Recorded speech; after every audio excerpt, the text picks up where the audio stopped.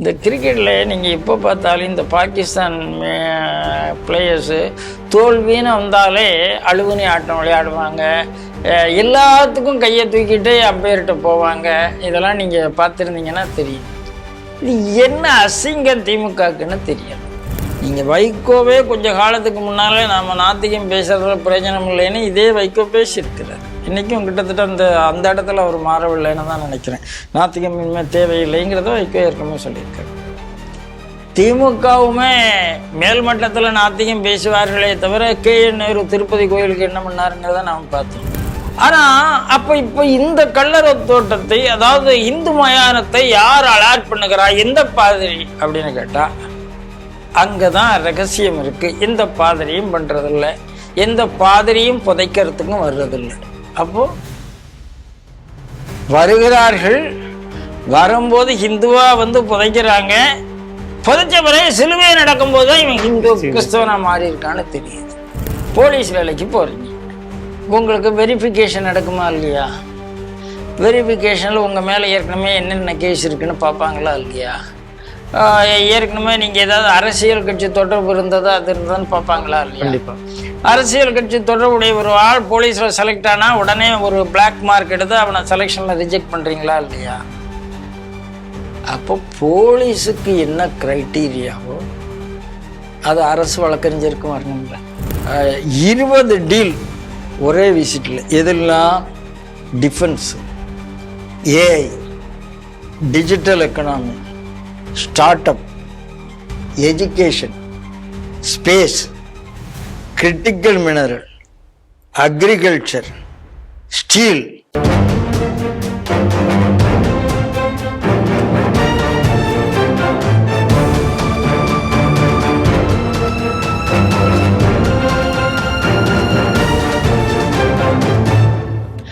தேசபக்த Sri TV நேயர்களுக்கு வணக்கம். இன்று சிந்திக்க இருக்கக்கூடிய செய்திகள் குறித்து முதலில் பார்க்கலாம். கரூர் கூட்ட நெரிசல் வழக்கில் திமுகவை கேள்விகளால் துளைத்த உச்சநீதிமன்றம். கோவில் நிலத்தில் அனுமதி இல்லாமல் வைக்கப்பட்டுள்ள ஈவேரா சிலை அகற்ற கோரிக்கை. மாதவரத்தில் உள்ள இந்து மயான பூமியை ஆக்கிரமித்த கிறிஸ்தவர்கள், இந்து முன்னணி புகார். கோவை நீதிமன்றங்களில் அரசு வழக்கறிஞராக மாவோயிஸ்ட் பின்னணி கொண்டவரை நியமித்ததால் அதிர்ச்சி. இந்தியாவின் பிரமோஸை வாங்கும் இந்தோனேசியா, பிரம்பானன் கோயிலை புதுப்பிக்கும் இந்தியா. ஸ்ரீ டிவியின் உண்மை நீண்டிட வேண்டும் என்ற உரத்த சிந்தையோடு நான் உங்கள் பாஸ்கரன். இன்றைய செய்திகள் குறித்து சிந்திக்க நம்மோடு அரங்கத்தில் இணைந்திருப்பவர் மூத்த பத்திரிகையாளர், ஒரே நாடு இதழ் ஆசிரியர் திரு ராம நம்பிநாராயணன் அவர்களை ஸ்ரீ டிவி நேயர்கள் சார்பாக இனிதே வரவேற்கிறேன். வணக்கம் சார். சார், முதல் செய்தி, திமுக நீதிமன்றங்களால் கண்டிக்கப்படுவது இது முதல் முறை அல்ல. ஆனாலும் ஒவ்வொரு முறையும் திமுகவை நீதிமன்றங்கள் கடுமையாக சாடுவதுங்கிறது இப்போ வழக்கமாயிட்டு இருக்கு. உச்ச நீதிமன்றம் அந்த மாதிரி தான் தமிழக முதல்வர் விஜய் அவர்கள் கரூருக்கு வருவது குறித்து ஒரு வழக்கை திமுக தொடுத்திருக்கு. ரஞ்சித் குமார் அப்படிங்கிற திமுக வழக்கறிஞரை கடுமையான கேள்விகளால் நீதிமன்றம் சாடி இருக்கு. அது என்னங்கிறதையே சொன்னாதான் நேயர்களுக்குமே அது என்னங்கிறது புரியும். திமுக ஆட்சியில் பதிவு செய்யப்பட்ட முதல் தகவல் அறிக்கையில் கூட முதலமைச்சர் விஜய் பெயர் இல்லை என்பதை சுட்டிக்காட்டி காட்டம். முதலமைச்சர் விஜய் என்ன பேச வேண்டும், எங்கு செல்ல வேண்டும் என்பதை உச்ச நீதிமன்றம் கட்டுப்படுத்த வேண்டும் என திமுக எதிர்பார்க்கிறதா? ஆவணங்களை படிக்காமல் திமுக வழக்கறிஞர் வாதாடுகிறாரா? அப்படி சொல்லிட்டு நிறைய கேள்வி கேட்டாங்க சார். வேற வழியே இல்லாம திமுக அந்த கேஸையே வாபஸ் வாங்கிட்டு வந்துட்டாங்க. அப்போ இந்த செய்தி எப்படி சார் பாக்குறீங்க? வெக்கம், மானம், சூடு, சொரணை எதுவும் இல்லாத கட்சி திமுக. இப்படி போட்டுக்கலாமா சார்? ஏற்கனவே ஒரு ட்விட்டர்ல தமிழக முதல்வர் ஒரு இடத்துல டேஷ்ன்னு பயன்படுத்தி இருந்தாரு. அந்த டேஷ் இங்க போட்டுக்கலாம் இல்லையா? எந்த டேஷனாலும் போட்டுக்கலாம். அது நேயர்கள் எப்படி நிரப்பணுமோ அப்படி நிரம்பிக்கலாம். ஏன்னா இந்த கரூர் சம்பவம் நடந்ததே திமுகவினுடைய காவல்துறையினுடைய அலட்சியம். அதில் யாரும் சொல்ல முடியாது. அதுல சதி இருந்ததா என்று கேட்டால் எப்படி இத்தனை ஆம்புலன்ஸ் அங்க ரெடியாக இருந்தது என்ற ஒரு கேள்வியும் இருக்கு. எப்படி இவ்வளவு நேரத்தில் விட்டாங்க அப்படிங்கிற கேள்வியெல்லாம் இருந்து கொண்டே இருக்கிறது. அதாவது ஆட்சியாளர்களுக்கு அதில் பங்கு உண்டா என்று கேட்டால் உண்டு. விஜய் மட்டும்தானா அப்படின்னா விஜய் பண்ணது தாமதமாக வந்தார், அவங்க சொல்லும் போது கேட்காம உள்ள விட்டார் அப்படின்னு 2 வார்த்தையை நீங்க சொல்லலாமே தவிர, இது திமுக அரசுடைய திட்டமிட்ட சதி என்பதும் செந்தில் பாலாஜி அதில் இன்வால்வ் என்பதும் எல்லாருக்கும் தெரிஞ்ச விஷயம். இன்னைக்கு ஆட்சி கையை விட்டு போயாச்சு. திமுக ஆட்சியில் இருக்கிற வரைக்கும் எதிர்கட்சிகள் ஆர்ப்பாட்டமோ கூட்டமோ போடவே முடியாது, தடைதான். அது திமுக, அது அதிமுகவா இருந்தாலும் பாமகவா இருந்தாலும், அவர்கள் கூட்டணியில் இருக்கிற கம்யூனிஸ்ட் கட்சியா இருந்தாலும்.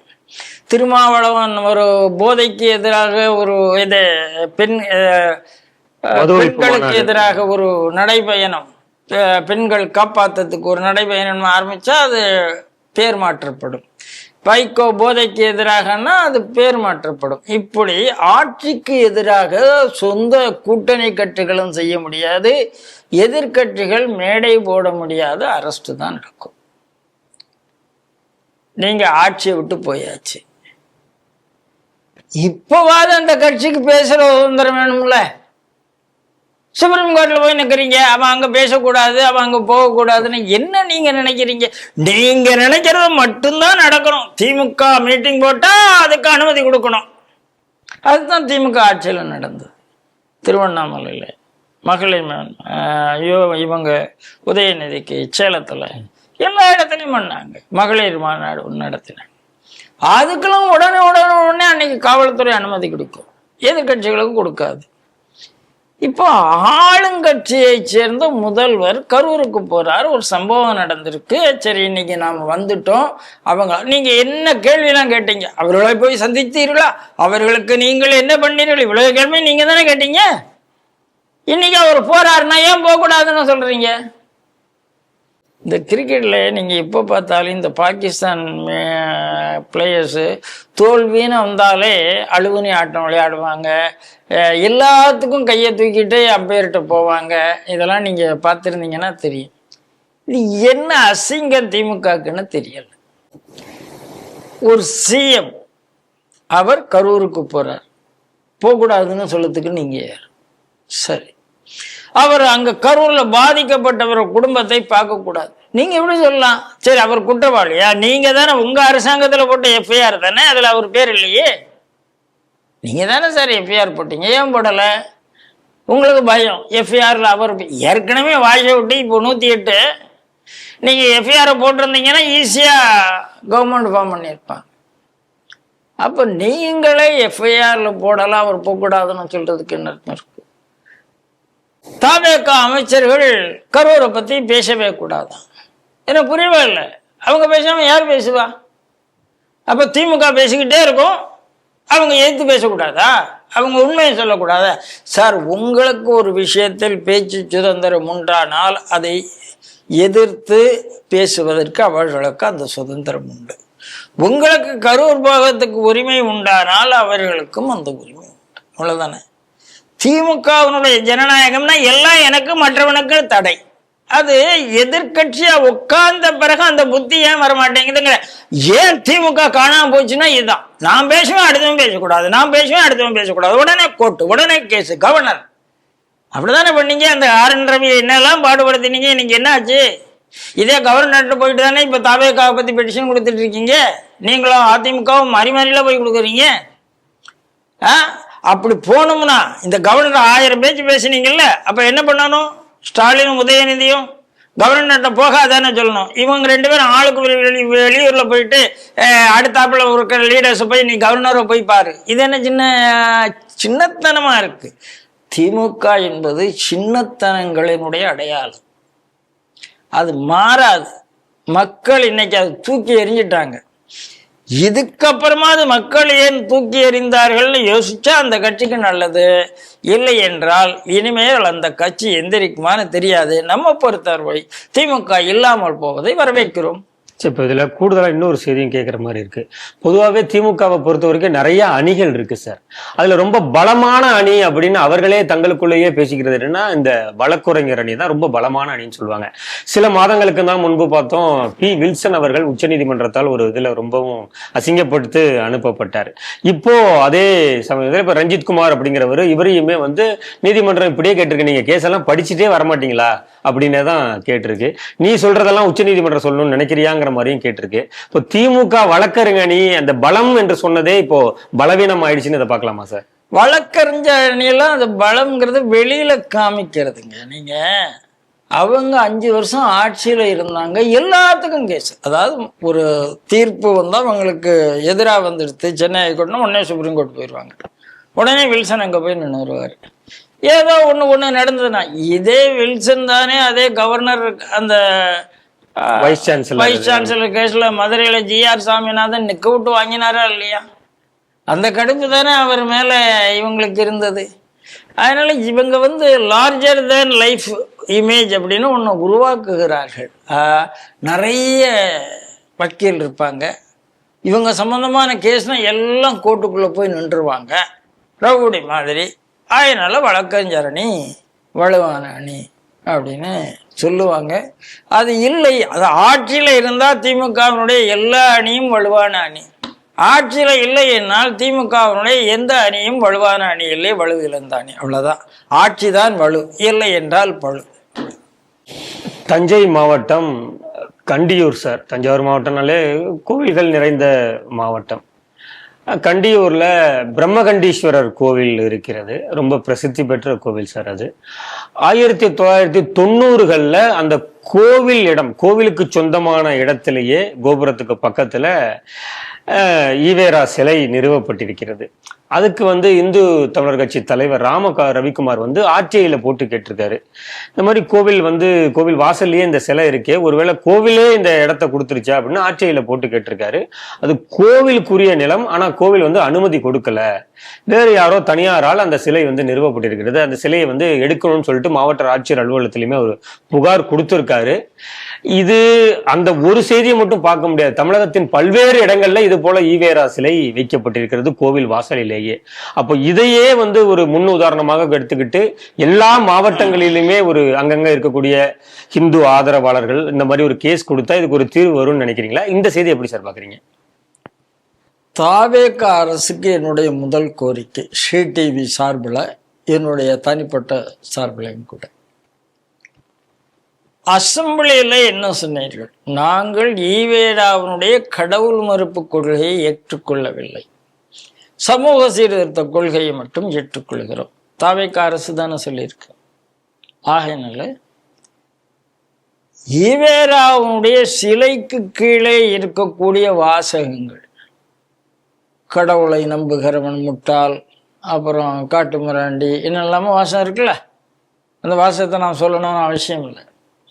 அந்த வாசகத்தை எடுக்க வேண்டும் என்று தாவேக அரசு அதற்காக ஒரு உத்தரவு போடும். அது அவர் கொள்கை. அதை நீங்க ஏத்துக்கல அந்த கொள்கையை. அவர் சமூக நீதி சம்பந்தமா நிறைய விஷயம் பேசியிருக்கிறார். அதுல ஒரு கல்வெட்டு அங்க வைங்க முதல். அந்த இடத்திற்கு நீங்க ஏத்துக்காததாங்க, ஈவேரா அங்க இருக்கட்டும், ஏன்னா ஏத்துக்கிறீங்க, நீங்க 5 தலைவர்ல ஒண்ணா வச்சிருக்கிறீங்க. அதுல அவருடைய ஆத்திக கருத்தை நாத்திக கருத்தை ஏற்கவில்லை, அதெல்லாம் எடுத்துருங்கிறேன் நான். உங்க யார் என்ன சொல்லுவோம் அதை எடுங்க. இன்னைக்கு தமிழ்நாட்டில் நாத்திகர்களுங்கிறது 0.27% அப்படித்தான் இது காமிச்சிருக்கு. நான் எந்த மதமும் இல்லை, நான் கடவுளை கும்பிட, நான் நாத்திகவாதின்னு சொன்னவங்க நம்ம சர்வேல 0.27 0.027 ஏதோ ஒன்று. இவங்க எப்படி எடுத்து வருவாங்க? வரமாட்டாங்க. நீங்க வைகோவே கொஞ்ச காலத்துக்கு முன்னாலே நாம நாத்திகம் பேசுறதுல பிரயோஜனம் இல்லைன்னு இதே வைகோ பேசியிருக்கிறாரு. இன்னைக்கும் கிட்டத்தட்ட அந்த இடத்துல அவர் மாறவில்லைன்னு தான் நினைக்கிறேன். நாத்திகம் இனிமேல் தேவையில்லைங்கிறத வைகோ ஏற்கனவே சொல்லியிருக்காரு. திமுகவுமே மேல்மட்டத்தில் நாத்திகம் பேசுவார்களே தவிர KN நேரு திருப்பதி கோயிலுக்கு என்ன பண்ணாருங்கிறத நாம் பார்த்தோம். என்னோட பக்கம் நான் எல்லாம் வந்துட்டேன். இவங்க மகேஷ் பொய்யாமொழி இப்போ போயிட்டு இருக்கத நம்ம பார்க்குறோம். யார் போகலைங்கிறதான் கேள்வி. போகாதது 2 பேர் தான், ஸ்டாலினும் உதயநிதியும். ஏன்னா உதயநிதி போக மாட்டார், அவர் தன்னை கிறிஸ்தவர் என்று சொல்லிவிட்டார். ப்ராக்ஸி வச்சுட்டாங்களே, அவங்க வீட்டுக்காரம்மா போயிட்டு வந்துட்டு தானே இருக்காங்க. அவருக்கான உதயநிதி பொறுத்தவரை வீட்டுக்காரம்மாவும் போகாது. ஏன்னா அவர் சொல்லிட்டார் கிறிஸ்தவர். அதனால இனிமேல் போனான்னா வீட்டில் உதவலும், அதனால போக மாட்டார். சரிங்களா? ஆனால் கடவுள் மறுப்பாளர்கள் இல்லை. இப்போ நான் கிறிஸ்தவன் உதயநிதி சொன்னாரோ அப்போ அவர் கடவுள் மறுப்பாளர்கள் இல்லை. அவ்வளோதான். அப்போ ஸ்டாலினோட கடவுள் மறுப்பும் முடிஞ்சு போச்சு அந்த குடும்பத்தில். ஸ்டாலின் பொண்டாட்டி இல்லை. ஆகையினால முதல் வேண்டுகோள், ஈவேரா படத்துக்கு கீழே சிலைக்கு கீழே இருக்கிற அந்த வாசகத்தை தாவேக்கா எங்கு இருந்தாலும் மாற்ற வேண்டும். எந்த சிலை இருந்தாலும் அதை மாற்றணும். இப்போ திருக்கொண்டியூர் கோயில் நம்ம ராம ரவிக்குமார் போட்டார். RTI போட்டதில் தெளிவாக வந்து விட்டது, அது கோயில் நிலம்தான். அதில் இவங்க அனுமதி இல்லாமல் தான் அந்த சிலையை வைத்திருக்கிறார்கள். 90 அவர்கள் கோலோச்சிய காலம், அந்த திராவிடர் கழகம், திமுக கழகம். எப்போதுமே அவங்களுக்கு அவங்க காலத்துல அவங்க அந்த அத்துமீறல் பண்றதுங்கிறத அவங்க காலத்துல அவங்க பண்ணுவாங்க. இப்ப இந்த 5 வருஷத்துல என்னென்ன பார்த்துட்டு பண்ணியிருக்காங்கன்னு இனிமே தபாக அரசு தான் கண்டுபிடிச்சு சொல்லணும். இப்போ ராம ரவிக்குமாரனுடைய கோரிக்கை நியாயமானது. எடுத்துருங்க அந்த சிலை. எதுக்கு இருக்கணுங்க? எப்போ இல்லீகல் என்று தெரிந்து விட்டதோ, எப்போ அனுமதி இல்லை என்று தெரிந்து விட்டதோ அப்போ எடுத்துருங்க. அவ்வளவுதானே? ஆகையினால அவங்க கேட்டாச்சு, சொல்லியாச்சு. இதுக்கப்புறம் அதை எடுக்காம இருந்தால்தான் இந்த அரசு தப்பு செய்கிறது. அவ்வளவுதான். அதனால ராம ரவிக்குமார் ஒரு நல்ல விஷயம் பண்ணியிருக்கார். ஏற்கனவே அதே ஊர்ல இன்னொரு RTI போட்டு இதுக்கு முன்னால ஒரு கோயில் மீட்பு ஒன்று பண்ணியிருக்கிறார். அதனால அந்த சிலை அந்த இடத்தில் இருக்கக்கூடாது. அந்த இடத்திலிருந்து அதை அப்புறப்படுத்த வேண்டும். இது திருக்கண்டியூருக்கு மட்டும் கிடையாது, தமிழ்நாடு முழுக்க எண்ணற்ற கோயில் நிலங்கள்ல வேண்டாதவை இருக்கிறது. ஈவேராச்சில் இருக்கு, கிறிஸ்தவ ஆக்கிரமிப்பு இருக்கிறது. இப்போ ஈரோடுல எடுத்துட்டா பெரிய மாரியம்மன் கோயில் நிலத்துல பள்ளிக்கூடமே இருக்கு. எல்லாத்தையும் எடுக்கணும். இது சம்பந்தமான ஒரு HRNC மினிஸ்டர் சொல்றாருல ரமேஷ், நான் எல்லாம் நியாயம் செய்வேன். ரமேஷுக்கு என்னுடைய வேண்டுகோள், தயவு செய்து இந்து கோயில் நிலங்கள்ல ஹிந்து சம்பந்தம் இல்லாத எது இருந்தாலும் அதை எடுங்கள் அப்படின்னு தான் எடுக்கிறாங்களா இல்லையாங்கிறத நம்ம. வட சென்னையில் இருக்கக்கூடிய மாதவரம் சார், அங்க ஏற்கனவே நிறைய நியூஸ் பார்த்துருக்கோம். அங்க இருக்கக்கூடிய மயான பூமி கிறிஸ்தவர்கள் ஆக்கிரமிச்சிட்டாங்க. ஹிந்துக்கள் அங்க பிதைக்கவே முடியாத அளவுக்கு பிரச்சனை மேலோங்கி வந்துட்டு இருக்கு அப்படின்னு சொல்லிட்டு அங்க இருக்கக்கூடிய மண்டல அதிகாரிகளுக்கு இந்துக்கள் கூட்டமா போய் ஒரு மனு கொடுத்துருக்காங்க. இது எந்த அளவுக்கு அவங்க ஆக்ஷன் எடுக்க போறாங்கிறது தெரியல. அதே பகுதியை சேர்ந்த ஒரு பெருமாள் கோவில்லையுமே சட்டவிரோதமான ஜபக்கூடங்கள் அதிகமாயிட்டு இருக்கு. அதனால அவங்க அந்த லவுட் ஸ்பீக்கர் எல்லாம் வச்சு அவங்களுடைய மத பிரச்சாரம் பண்றதும் பெருமாள் கோவில் வீதியில நடந்துட்டு இருக்கு அப்படிங்கிறதையும் கம்ப்ளைண்டா கொடுத்துருக்காங்க. இந்த செய்தியை நீங்க எப்படி சார் பாக்குறீங்க? பாஸ்கர் போன கேள்விக்கு சொன்னதுதான்.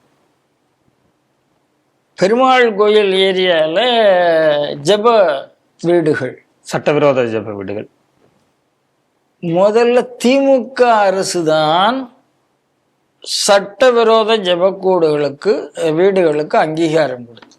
ஏன்னா ஒரு ரெசிடென்சியல் ஏரியாவில் அனுமதி இல்லாமல் ஜப வீடுகள் கிடையாது என்று நாம் சொல்லிட்டு இருந்தோம். இந்த ஆட்சி கவரத்துக்கு 6 மாசத்துக்கு முன்னால அதுக்கு அனுமதி தேவையில்லைன்னு பண்ண அயோக்கியத்தனம் திமுக. ஆகையினால முந்தின கேள்விக்கு சொன்ன அதே பதில் மீண்டும் இந்த விஷயத்தை தாவேக அரசு பரிசீலனை பண்ணி 6 மாசத்துக்கு முன்னால சிறுபான்மை ஓட்டுக்காக திமுக அரசு என்னென்ன அயோக்கியத்தனத்தை பண்ணதோ அதெல்லாம் சேர்த்து. சட்டவிரோதம் அப்படிங்கிறது ஒரு ரெசிடென்ஷியல் ஏரியாவில் ஜெப வீடு அனுமதி இல்லாமல் வரக்கூடாது. அதற்கு அனுமதி தேவை என்று ஒரு சட்டம், அதாவது ஒரு சர்க்குலர், அது வித்ட்ரா பண்ணப்பட வேண்டும். இது முதல் விஷயம். இப்போ அந்த மயானத்துக்கு வருகிற, அங்கே கிறிஸ்தவர்களுக்கு மயானம் இருக்கான இருக்கு. அவங்க மயானத்தை கல்லறை தோட்டம் அப்படின்னு சொல்ற பழக்கம். கல்லறை தோட்டம் இருக்கா? கல்லறை தோட்டம் இருக்கு. அப்போ கிறிஸ்தவர்களுக்கு இருக்கிற கல்லறை தோட்டத்தை யாரு அலாட் பண்றது அப்படின்னா சர்ச்சு தான் அலாட் பண்ணும். நீங்க ஒரு சர்ச்சில் இருக்கிற ஆள் இன்னொரு சர்ச்சில் உள்ள கல்லறை தோட்டத்துக்கு போக முடியாது வழிபாட்டு முறையில். நீங்க இந்த கொரோனா நேரத்துல சென்னையில பிரபலமான டாக்டருக்கு கல்லறை தோட்டம் கிடைக்கல. அதை நீங்க பார்த்து கடைசியில் அது ஹிந்து மயானத்தில் புதைக்க வேண்டிய ஒரு சூழ்நிலை வந்து அதெல்லாம் யாரும் மறந்திருக்க மாட்டாங்க. ஆனா இப்ப இந்த கல்லறை தோட்டத்தை, அதாவது இந்து மயானத்தை யார் அலாட் பண்ணுகிறா, எந்த பாதிரி அப்படின்னு கேட்டா அங்கதான் ரகசியம் இருக்கு. எந்த பாதிரியும் பண்றதில்லை, எந்த பாதிரியும் புதைக்கிறதுக்கும் வர்றதில்லை. அப்போ வருகிறார்கள், வரும்போது ஹிந்துவா வந்து புதைக்கிறாங்க, புதைச்ச பிறகு சிலுவை நடக்கும் போதுதான் இவன் ஹிந்து கிறிஸ்தவனா மாறி இருக்கான்னு தெரியுது. சாகர வரைக்கும் தெரியாது. அதாவது கிறிஸ்துவ மத மாற்றம் எவ்வளவு பெரிய ஆபத்துன்னு பாருங்க. திடீர்னு பார்த்தா என்னடா ஹிந்து மயானத்துல சிலுவை வந்திருக்கேன்னா அந்த ஆள் தான் எதுக்கிட்டானே, அந்த ஆள் தான் கிறிஸ்தவனை மாறிட்டானே. சரி, அப்ப கிறிஸ்தவ பறிச்சிங்களா? புதைக்கல, அப்புறம் எதுக்கு சிலுவை வைக்கிறீங்க? இது தொடர்ந்து நடக்குது. ஆச்சு, இவங்களுக்கு பயமா இருக்கு. இப்போ யாரு இந்த சமுதாயத்துல இப்ப கிறிஸ்துவரா மதம் மாறி இருக்கிறாங்கன்னு ஒரு பயம். நம்ம ஏற்கனவே இதைத்தான் கிரிப்டோ கிறிஸ்டியன் என்று சொல்லி கொண்டிருக்கிறோம். அதனால எந்த காலத்திலையும் மதம் மாறினவர்கள் கூட இந்த மயானத்துக்கு வரக்கூடாது. மதம் மாறினாலும் அவங்க ரிஜிஸ்டர் பண்ணாம இருந்திருப்பாங்க, அதெல்லாம் வேற. நீங்க என்னைக்கு மதம் மாறினீங்களோ உங்களுக்கு உங்களுக்கான மயானம், நீங்க எந்த சர்ச்சில் மதம் மாறினீங்களோ அந்த சர்ச்சில் கேளுங்க, அவ்வளவுதானே.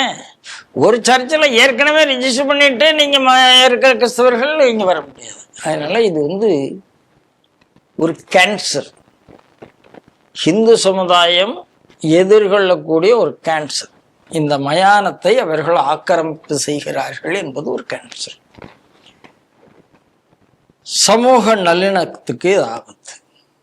கிறிஸ்தவர்களுக்கு கல்லறை தோட்டம் வேணுமா, போதாதா, போதுமா, அதை நீங்க அரசாங்கம் முடிவு பண்ணட்டும், தாசில்தார் முடிவு பண்ணட்டும், கேளுங்க. ஆனால் ஹிந்து மயானத்துக்குள்ள வரக்கூடாது. நல்லபடியாக அங்க ஹிந்து முன்னணி ஆர்ப்பாட்டம் செய்து, மனோகரன் அங்க இருக்கிறார், மணலி மனோகரன், அவர் இதையெல்லாம் நல்லா பண்ணியிருக்கிறார். இப்போ அதிகாரிகள் ஒப்புக்கொண்டிருக்கிறார்கள். ஏன்னா அங்க போர்டே இல்லை, ஹிந்து மயானம்ங்கிற போர்டே எடுத்துட்டாங்க. போர்டே எடுத்தது இன்னொரு பிரச்சனை, போர்டு தான் இல்லையே, அப்ப கொடுக்கலாமே. இது ரெண்டாவது. சில கிறிஸ்தவர்கள் போகிறதுக்கு வாய்ப்பு இருக்கான்னு இருக்கு, பாதிரி இல்லாம. பாதிரியோட போனா தடுத்து தெரிஞ்சிடும். மூன்றாவது, சர்வே என்ன குறிப்பிடுகிறதுனால் அது ஹிந்து மயானம் என்றுதான் குறிப்பிடுகிறது. சர்வேல ஹிந்து மயானம் என்று குறிப்பிட்ட பிறகு இன்னொரு ஆள் எப்படி உள்ள விடுறீங்க? இது அந்த பகுதியினுடைய விஓவா இருக்கட்டும், அந்த பகுதியினுடைய தலையாரியா இருக்கட்டும், எல்லாரும் தானே பொறுப்பு. ஆகையினால யார் யார் இங்க கிறிஸ்தவர்களை அனுமதித்தார்களோ அந்த அரசு அதிகாரிகள் தண்டிக்கப்பட வேண்டும். அந்த இடத்துல உடனடியாக இந்து மயானம் என்ற போர்டு வைக்க வேண்டும். இது இந்து முன்னணி கோரிக்கையாக கொடுத்திருக்கு. அரசாங்கம் என்ன சொல்லியிருக்காங்கன்னா, இல்லை நாங்கள் இதை ஜாக்கிரதையாக பார்க்குறோம், இது ஹிந்து மயானம் தாங்கிறத நாங்கள் ஒப்புக்கொண்டுட்டோம், நாங்கள் நடவடிக்கை எடுக்கிறோன்னு இருக்காங்க. என்ன செய்கிறார்கள் என்று பார்ப்போம். நமக்கு தேவை முதல்ல போர்டு, ரெண்டாவது அங்கே இருக்கிற அரசு அதிகாரிகள் இதெல்லாம் தட்டி கேட்கணும், அனுமதிக்க கூடாது, அனுமதித்தவர்கள் தண்டிக்கப்பட வேண்டும். பார்க்கலாம். அரசு வழக்கறிஞர் ஒவ்வொரு ஆட்சி மாற்றம் வரும் பொழுதும் அரசு வழக்கறிஞர்களை அந்த அரசு நியமிப்பது வழக்கமாக இருக்கிறது சார். இப்போ ஜூன் மாதத்தோட சென்ற ஆட்சியில் நியமிக்கப்பட்டவர்களுடைய பதவிக்காலம் நிறைவடைஞ்சிருச்சு. அப்போது சில டேர்ம்ஸ் அண்ட் கண்டிஷன்ஸை ஃபாலோ பண்ணி புதியதாக வழக்குரைஞர்களை நியமிப்பதற்கு காலம் எடுத்துரும். ஸோ அந்த டைம் லைனை குறைக்கிறதுக்காக என்ன பண்ணிட்டாங்கன்னா, அங்கங்கே இருக்கக்கூடிய ரெக்கமெண்டேஷனில் சிபாரிசில் வரக்கூடியவங்களை அவங்க அரசு வழக்கறிஞராக நியமிச்சிட்டாங்க. அதுலேயே பல்வேறு குற்றச்சாட்டுகள் எழுந்தது. பல்வேறு தாவேகா மாவட்ட செயலாளர்கள், அமைச்சர்கள் வந்து இன்ஃப்ளூயன்ஸ் பண்ணிட்டாங்க அப்படின்னு சொல்லிட்டு, அதில் லஞ்ச லாவண்யமும் விளையாண்டது அப்படிங்கிற மாதிரியும் செய்திகள்லாம் வெளிவந்தது சார். இப்போ கோவை மாவட்டத்தில் சத்யசீலன் என்பவர் நியமிக்கப்பட்டிருக்கிறார். இவரோட பேக்ரவுண்ட் என்ன அப்படின்னு பார்க்கும்போது, இவர் வந்து மாவோயிஸ்டுக்கு ஆதரவாக வாதாடியவர். அதனாலேயே இவர் மாவோயிஸ்ட் ஆயிடுவாரா அப்படிங்கிற கேள்வியும் சேர்ந்தே எழுகிறது சார். நாம்ஸ் என்ன சொல்றாங்கன்னா, ஒரு சிறப்பு நீதிமன்றத்தில் வழக்குரைஞர்களா பணி செய்யணும்னா 10 ஆண்டுகள் இருக்கணும். நார்மல் நீதிமன்றம்னா ஒரு 7 ஆண்டாவது அவருக்கு அந்த அனுபவம் இருக்கணும். இதையெல்லாம் வைத்து அவருடைய பின்னணி பார்த்து தான் அப்பாயின்மெண்ட் போட்டிருக்கணும். ஆனா இங்க எதுவுமே போடல, அவசரமா பண்ணிட்டாங்க அப்படிங்கிற மாதிரியான தாவேகா மீதுமே குற்றச்சாட்டு எழுந்திருக்கிறது. இந்த செய்தி நீங்க எப்படி சார் பாக்குறீங்க? இல்லை, தாவேகா மீதான குற்றச்சாட்டை நான் வந்து ரொம்ப சீரியஸாக பார்க்கல. ஏன்னா நான் நேர்மையாக சொல்லுகிறேன், புதுசாக ஆட்சிக்கு வந்திருக்கிறார்கள். வந்தவங்களுக்கு தங்களை சேர்ந்தவர்களுக்கு கொடுக்க வேண்டும் என்ற எண்ணம் இருப்பது இயல்பு. அதாவது அரசு வழக்கறிஞர் என்றாலே பெரும்பாலும் அந்த கட்சியை சார்ந்தவர். உங்களுக்கு வில்சன் ஒரு உதாரணம் போதாதா?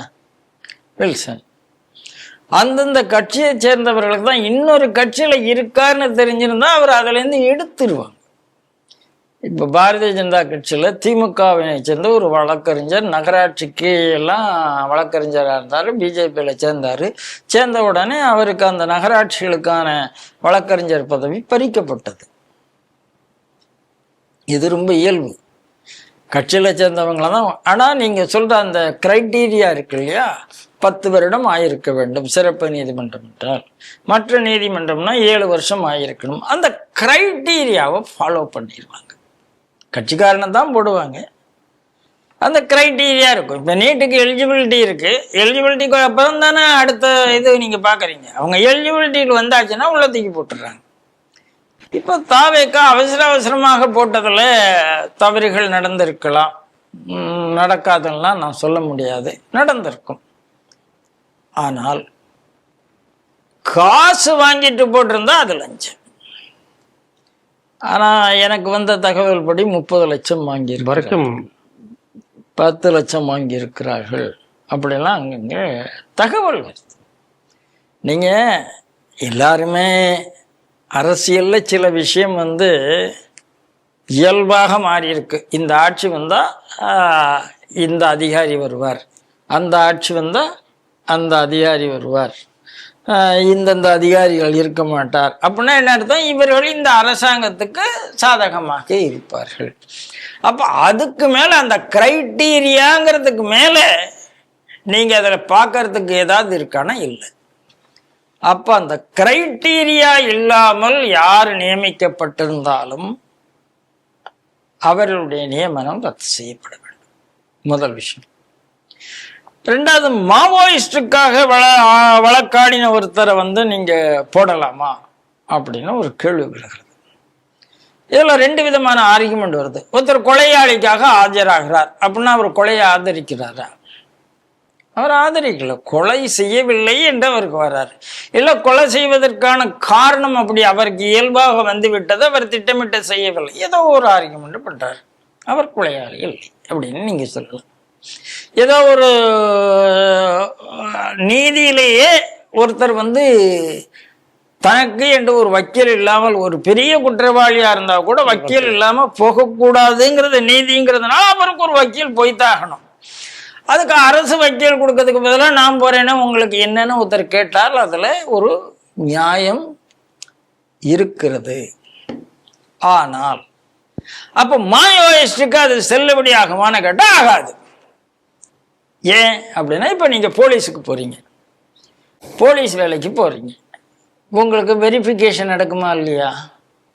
வெரிஃபிகேஷனில் உங்கள் மேலே ஏற்கனவே என்னென்ன கேஸ் இருக்குன்னு பார்ப்பாங்களா இல்லையா? ஏற்கனவே நீங்கள் ஏதாவது அரசியல் கட்சி தொடர்பு இருந்ததா அது இருந்ததான்னு பார்ப்பாங்களா இல்லையா? கண்டிப்பாக.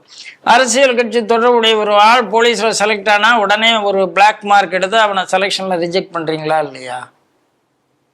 அப்போ போலீஸுக்கு என்ன கிரைட்டீரியாவோ அது அரசு வழக்கறிஞருக்கும் வரணும்ல.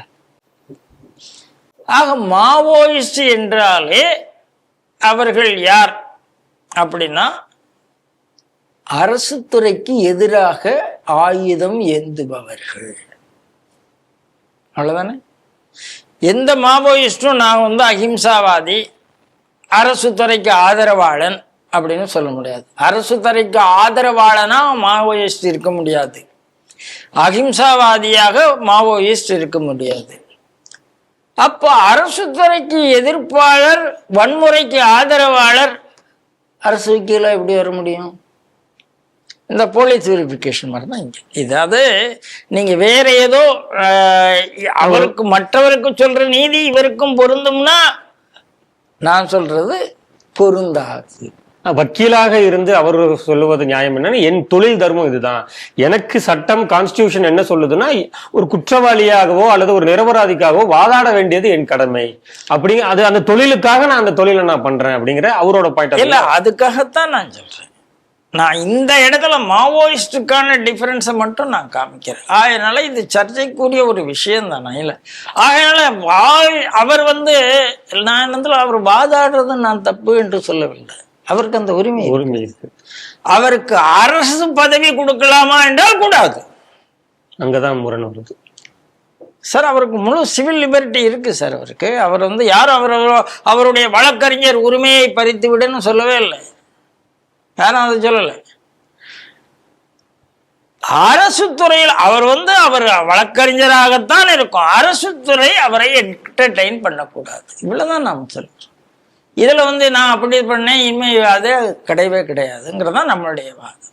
இது அநேகமாக இது அரசாங்கம் புரிந்து கொள்ளும் என்று நினைக்கிறேன். இந்த அவருக்கு கொடுக்கப்பட்ட நியமனம் ரத்து செய்யப்பட வேண்டும் என்பதுதான் நம்மளுடைய கோரிக்கை. அது ஒரு பக்கம் இருந்தாலும் கூட மாநிலம் முழுவதும் வழக்கறிஞர்கள் பணம் கொடுத்துதான் நியமிக்கப்பட்டிருக்கிறார்கள். அப்படிங்கும் போது இப்போ நீதிமன்றங்களில் அரசு வழக்கறிஞர்களுடைய செயல்பாடு எப்படி இருக்க போகுது சார்? இல்ல, மாநிலம் முழுவதும் பணம் கொடுத்ததான்ங்கிறத இன்னும் எனக்கு நிரூபிக்கலைங்க.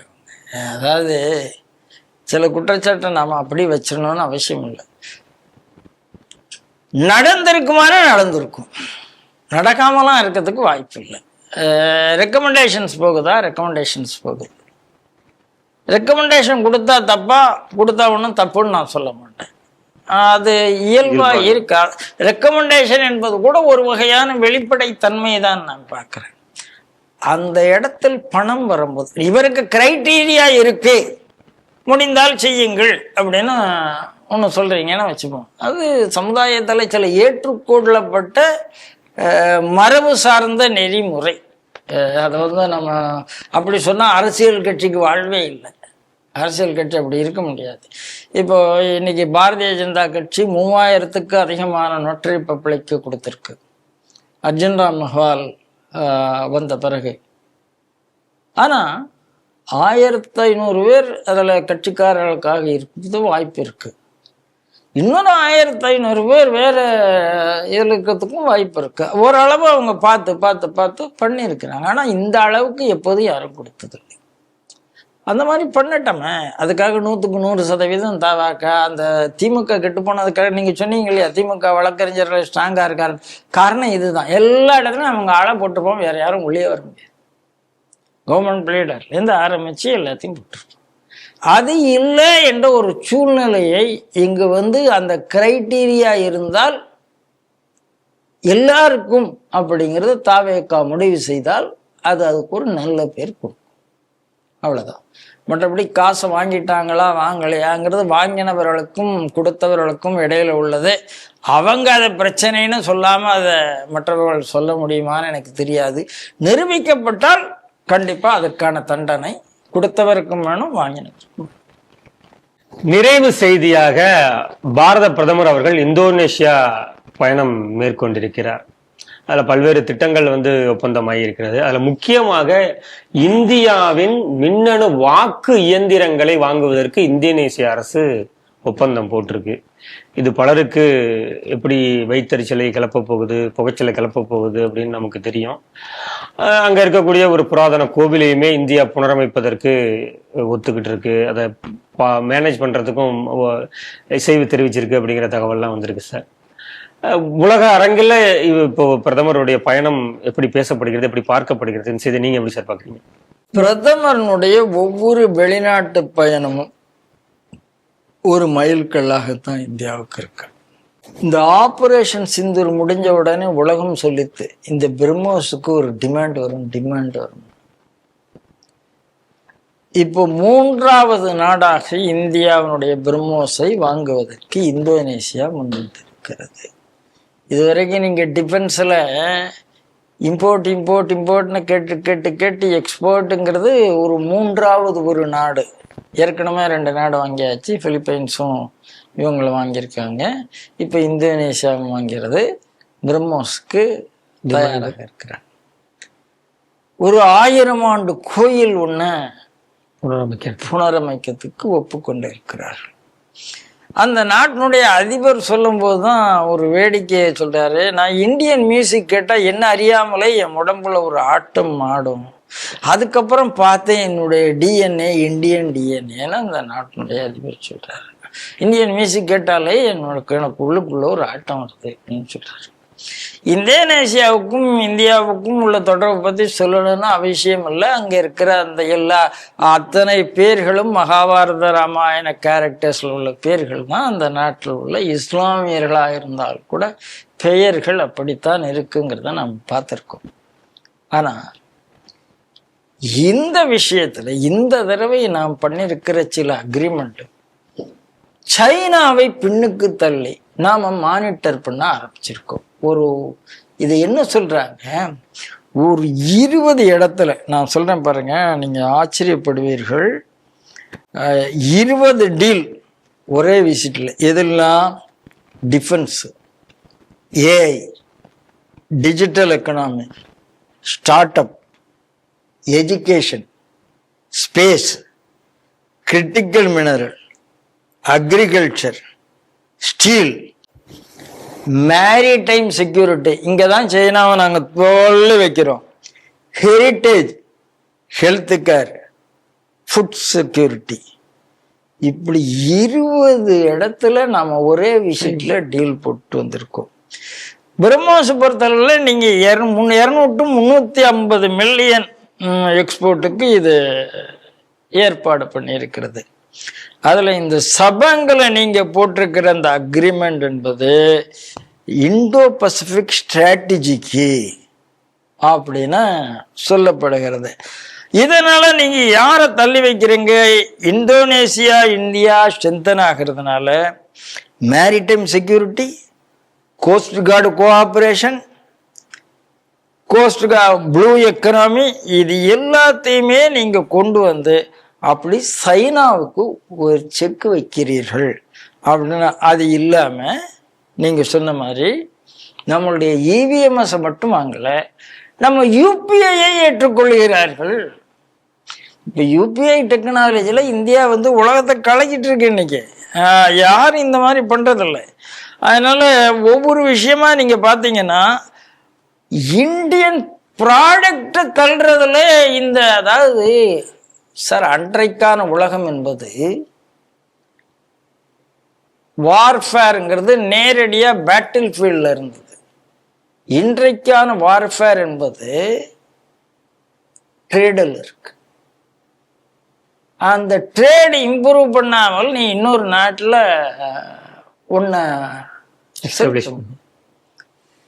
மோடி வந்த பிறகு உலக நாடு இவங்க வேணா அதானி அம்பானின்னு கத்திக்கிட்டு இருக்கட்டும். உலக நாடுகளினுடைய பாதி போர்ட்டை இன்னைக்கு நாம பாக்குறோம். அவர் அதானி பாக்குறாருன்னா நம்ம இந்தியா பாக்குறதுன்னு நம்ம எடுத்துக்கொள்ள வேண்டியதான். இந்த இடத்துல சைனாவுக்கும் ஒரு செக் வைத்து விட்டு, என்னுடைய பிரம்மோஸையும் வித்து விட்டு, என்னுடைய யூபிஐ வித்து விட்டு, என்னுடைய இவிஎம்எஸ்ஐ வித்து விட்டு 20 இடத்துல நான் அக்ரிமெண்ட் போட்டுட்டு வருவேன். அந்த நாட்டின் அதிபர் என்னை பார்த்த உடனே துள்ளி குதித்து என்னுடைய இந்தியன் டிஎன்ஏன்னு சொல்லுவாருனால் இதை விட என்ன சார் வெற்றி வேணும்? இப்பதான் நெத்தன்யாகு சொன்னார், அமெரிக்கா மாதிரி யாரும் இஸ்ரேலுக்கு நெருங்கிய நண்பர் கிடையாதுன்னு இவர் சொன்னார், ஜேடி வான்ஸ். ஜேடி வான்ஸ் சொன்ன அடுத்த நிமிஷம் நெத்தன்யாகு சொன்னார், எங்களுக்கு இந்தியா நெருங்கிய நண்பர். அவ்வளவுதான். உலகத்துல சும்மா நீ வல்லரசுங்கிறதுனால நான் என்ன சொல்லுவேன், யாரும் எதிர்க்க முடியாத, அதை ஒத்துக்கணுங்கிற அவசியம் இல்லை. நெத்தன்யாகு சொல்லிவிட்டாரு. ஜூவிஷ் கண்ட்ரி, உலகத்துல இருக்கிற ஒரே ஜூவிஷ் கண்ட்ரி இந்தியா தான் என்னுடைய நண்பன் சொல்லிட்டு. உலகத்திலேயே அதிகமாக முஸ்லிம்கள் வாழக்கூடிய நாடு எங்களுடைய நல்ல நண்பர் இந்தியா தானே சொல்லிட்டு. சார் வேற என்ன சார் வேணும் நமக்கு? அமெரிக்கா அதிகமான கிறிஸ்டியன் வாழ நாடு இந்தியா தானே சொல்லிட்டு. கிறிஸ்தவ நாடு சொல்லிவிட்டது, யூத நாடு சொல்லிவிட்டது, இஸ்லாமிய நாடு சொல்லிவிட்டது. இங்க இருக்க கிறிஸ்தவ முஸ்லிம்களுக்கு என்ன பிரச்சனைன்னு எனக்கு தெரியல. காங்கிரஸுக்கு என்ன பிரச்சனை, நக்சலுக்கு என்ன பிரச்சனைன்னு தெரியல. வெற்றிகரமான ஒரு அயல் உறவு விசிட் இது. பிரதமர் மோடிக்கு எவ்வளவு பாராட்டினாலும் தெரியும், அவங்களும் ஒரு பெரிய விருது வழக்கம் போல கொடுத்து எல்லா நாட்டிலையும் போனால் அவருக்கு ஒரு விருது வந்து விடுகிறது. இந்த விருது வந்திருக்கிறது. ஒரு மோடியினுடைய வெளிநாட்டு விஜயம் என்றாலே அது எப்போதும் வெற்றி வெற்றி வெற்றி தான். அந்த வெற்றி மீண்டும் வந்திருக்கிறது. இன்றைய 5 செய்திகள் குறித்து சிந்தித்து தனது கருத்துக்களை நம்மோடு பகிர்ந்து கொண்ட மூத்த அரசியல் விமர்சகர், பத்திரிகையாளர் திரு ராம நம்பிநாராயணன் அவர்களுக்கு ஸ்ரீ டிவி நேயர்கள் சார்பாக நன்றிகளை தெரிவித்துக் கொள்கிறேன். ஜெய் ஹிந்த், ஜெய் ஸ்ரீராம், வந்தே மாதரம். வந்தே மாதரம்.